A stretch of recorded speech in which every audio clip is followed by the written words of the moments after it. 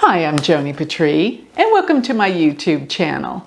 Well, today I'm going to be talking more on secrets of the houses and some of the specifics that you'll be able to glean from looking at a chart once you really understand how each house gives its meaning relative to how they're placed from one another. So this is really about numerology and getting to the depths of, well, what I call my book, The Divine Order of the Universe. I wrote this book, The Divine Order of the Universe, many years ago. It's my third book, and I still feel like it's my best book because it takes into account each house from each house and how that gives each house its in-depth meaning. Now, just talking about the 8th house, the house that we're digging into today, it's mainly referred to as the house of death. And of course, it scares people to death. But there's so much more richness to this house because it is a moksha house. And it's actually called a dastana. Dastana houses are the houses that cause suffering. They're the most difficult. And the dastana houses are 6, 8, and 12. The 8th house is definitely one of the scariest ones in my estimation, but it is so profound. First of all, the 8th house has to deal with major transformations. Death is just one of those changes and transformations that we go through. But what I've really come to terms with is the 8th house deals with issues around control. Having to feel like you're in control and having to control things. But the facts are this: we can never control anything. And there is a lot of the frustration that comes from the meanings and information this house gives. So it deals with these major transformations where we die and then we're reborn. This is not necessarily of the body, but these are the things we go to. And what I feel like is once you really surrender to what you're holding on to, what you're trying to be in control of, that's when the transformation happens. So what this house is really about is control, manipulation, but letting go and surrendering, and that's where the transition happens. So this is a house that deals with psychology. Yes, psychoanalysis, getting to the core and bottom of what makes us do what we do. This can cause a transformational change. It's also the house of research, when you can get to the bottom of why something is the way it is. And many times this research takes into account thinking and going beyond this world, because that's one of the reasons why the 8th house is one of the most misunderstood houses of all. Because it really does deal with the energy beyond this world, which why psychics, mediums, people with psychic abilities, this is part of the 8th house. It's something beyond this world, not of the physical manifestation of this world. And it deals with metaphysical knowledge. It deals with metaphysics. The 8th house is why something's the way it is. And it definitely has its connotations to sexuality, because this is the house that can deal with deep, dark stuff and addictions. It is also a house that deals specifically with these powers that control us emotionally. Therefore, it is sensuality, sexuality, and addictions. But let me just say this. It can deal with charisma and magnetism. People that have powerful planets in this house are extremely magnetic, very powerful people, and they attract energy wherever they go. They have charisma. Major movie stars such as Marilyn Monroe, Farrah Fawcett, that light up a room when they walk into it. They have charisma. It's not just that they're beautiful. They have this power of attraction. Now, another thing is, this house has been determined as the length of life, how long we live. Planets in this house, the ruler of this house, will give a definition of the length of life. It's not just death, it's how long we live. And whereas the 6th house can deal with acute illnesses, the 8th house deals with chronic illnesses, the ones you'll never get over. And it also rules elimination, such as the colon, that type of elimination. But it is also the house of murder, suicide, ways that we leave the world just in a more abrupt and definitely bad way.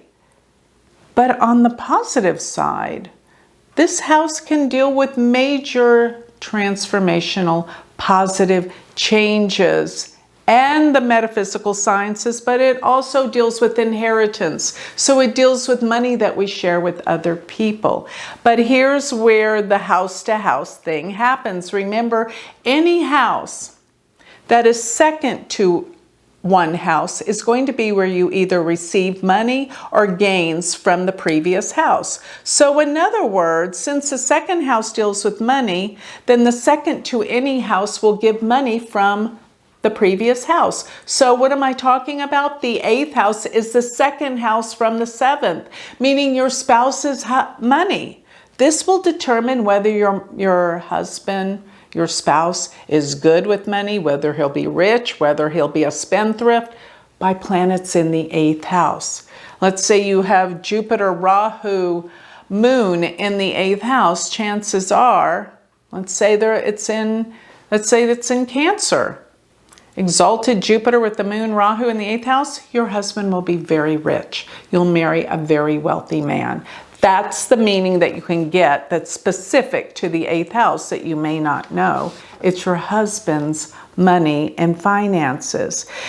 Now, it is also what you're going to find with this one. It is the 4th from the 5th. And many times the 5th house is our children. So the 4th house, meaning from the 5th, will mean that we have blessings from our children. Now, normally when you would think about planets being in the 8th house, especially if it's the ruler of the 5th in the 8th house, you'll think of endings or death of children. That's not true. You won't find that to be the case for the most part. Yes, it can be difficult, but it would usually mean happiness from children. The 8th house can bring that. So talking about the houses being relative to the 2nd, what about the 12th? The 12th to any house will mean it's the losses from that house. So when you look at the 8th house, it is the 12th house from the 9th house. So the 9th house, well, it can be our spirituality and our truth, so it can be the loss of that. And that can come through many of the variables that the 8th house can mean, which is disgrace and humiliation, loss of our truth, by the 9th house meaning the truth, in the 12th, in the 8th house being 12th from that, loss of our truth and humiliation, because the 8th house does deal many times with humiliation. Of course, through humiliation, we come to humility, which cancels out so much karma. Because remember, the 8th house is a moksha house, which means spiritual liberation from this world. And the moksha houses are 4, 8, and 12. They give us this opportunity to transcend this world through spiritual understanding on the deepest core level. So one more thing, if it is the 12th from the 9th and the 9th house deals with the father, it can be the loss or the death of the father. Planets in the 8th house.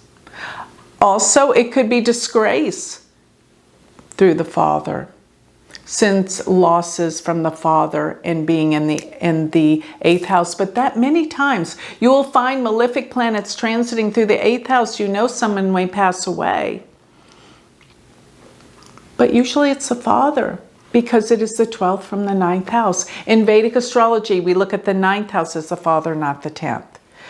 So I think you have a better understanding by what this house can mean, and basically why it's positioned 2nd from the 7th, or 12th from the 9th. How specific this house can be. But don't ever forget that this is the house of major transformations and can give us spiritual liberation from this world. It gives knowledge beyond this world, because the moksha houses are this special knowledge, and it can give the most profound psychic intuitive ability of all when you have powerful planets in the 8th house. So don't forget, if you want to learn more about the houses, I already have a series on the houses that I did years ago here in my YouTube channel. Refer back to that. It gives even more. But these are the specifics that are different, that you won't think of right off the bat. And I want you to take this with you. You're going to learn so much more about astrology in yourself by looking at charts from this vantage point. So with that, I'd like to close. If you would like to sign up for my free newsletter, if you would like more information on me, go to my website, which is galacticcenter.org. Plus, if you would like to study Vedic astrology with me, go to my university website, which is University of Vedic Astrology.com. Thank you.